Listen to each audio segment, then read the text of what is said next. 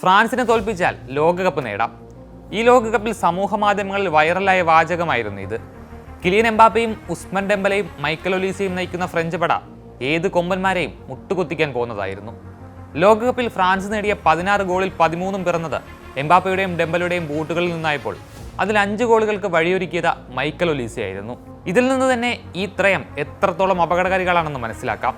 എന്നാൽ ഈ ഗോളടി വീരന്മാർ സ്പെയിനിന്റെ ഉരുക്കുകോട്ട പോലുള്ള ഡിഫൻസിന് മുന്നിൽ പതറുന്ന കാഴ്ചയാണ് സെമി ഫൈനലിൽ കണ്ടത്.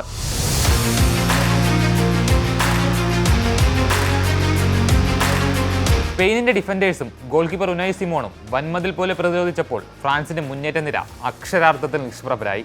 ഫ്രാൻസ് പഠിച്ചു വന്ന പരീക്ഷയ്ക്കുള്ള ചോദ്യങ്ങളായിരുന്നില്ല സ്പാനിഷ് നിര ഒരുക്കിയത്.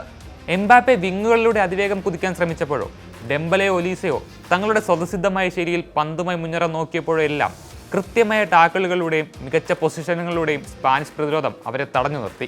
ഫ്രഞ്ച് താരങ്ങളുടെ ഓരോ നീക്കവും മുൻകൂട്ടി കണ്ടതുപോലെയുള്ള സമാനതകളില്ലാത്ത പ്രതിരോധമാണ് സ്പെയിൻ പുറത്തെടുത്തത്.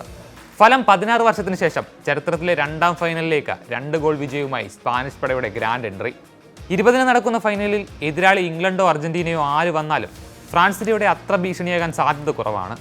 ഫ്രാൻസിനെ വീഴ്ത്തിയവർ കപ്പടിക്കുമെന്ന പ്രവചനം ശരിയായാൽ 2010-ന് ശേഷം സ്പെയിൻ വീണ്ടും ഒരു ലോകകപ്പ് ഉയർത്തും. വ്യക്തിഗത മികവ് കൊണ്ട് കളിയുടെ ഗതി മാറ്റാൻ കഴിവുള്ള ഫ്രഞ്ച് താരങ്ങളെ സ്പെയിൻ എങ്ങനെയാണ് തളച്ചിട്ടതെന്നത് ഏതൊരു ടീമിനും ഒരു പാഠപുസ്തകമാണ്. എംബാപ്പയുടെയും മൈക്കൽ ഒലീസയുടെയും വേഗതയ്ക്ക് മുന്നിൽ പതറാതെ തങ്ങളുടെ പ്രതിരോധ നിരയുടെ കെട്ടുറപ്പ് നിലനിർത്തി. താരങ്ങളുടെ വലിപ്പമല്ല, ടീമിന്റെ കഴിവിലാണ് വിശ്വസിക്കേണ്ടതെന്ന് സ്പെയിൻ മറ്റു ടീമുകളെ പഠിപ്പിച്ചു. മിഡ്ഫീൽഡിൽ നിന്നുള്ള മികച്ച പിന്തുണയോടെ ഫ്രഞ്ച് മുന്നേറ്റ നിരയിലേക്കുള്ള പന്തുകളുടെ വരവ് അവർ പൂർണ്ണമായും ഇല്ലാതാക്കി. ഫ്രഞ്ച് താരങ്ങളെ അത് വലിയ രീതിയിൽ തന്നെ സമ്മർദ്ദത്തിലാക്കി. സ്പെയിൻ ഒരുക്കിയ പ്രതിരോധത്തിന് മുന്നിൽ ലോകത്തിലെ ഏറ്റവും മികച്ച ആക്രമണ നിരയുള്ള ഫ്രഞ്ച് പട കാഴ്ചക്കാരെ നിൽക്കുന്ന കാഴ്ചയാണ് ഡാലസ് സ്റ്റേഡിയത്തിൽ കണ്ടത്. ഫ്രാൻസിനെതിരായ സ്പെയിനിന്റെ ഈ പ്രകടനം വെറും ഭാഗ്യമല്ല, ഈ ലോകകപ്പിലുടനീളം അത്ഭുതപ്പെടുത്തുന്ന പ്രതിരോധമാണ് സ്പെയിൻ കാഴ്ചവെക്കുന്നത്. ടൂർണമെന്റിൽ ഇതുവരെ വെറും 1 ഗോൾ മാത്രമാണ് അവർ വഴങ്ങിയത്.